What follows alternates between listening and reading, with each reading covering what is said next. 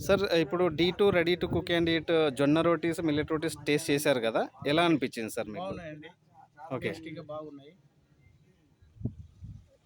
ఇది VIP membership ఎలా ఉంది సార్? మంచిగుందా? అన్ని అడ్వాంటేజెస్‌గా ఉందా అందరికి?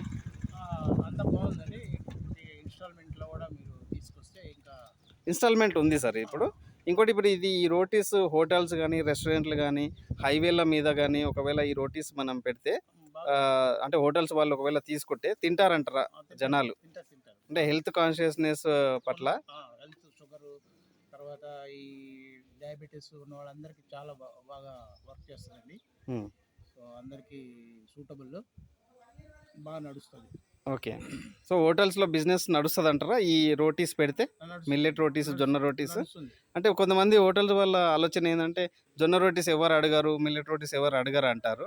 మీరేమంటారు? ఆప్షన్ మనం వచ్చిన ఇప్పుడు కస్టమర్ వచ్చి నేను జొన్న రొట్టెలు తింటాను అంటే రెడీమేడ్ అవైలబుల్ ఉంటే వాళ్ళు చేసి ఇస్తారు కదా. ఆ!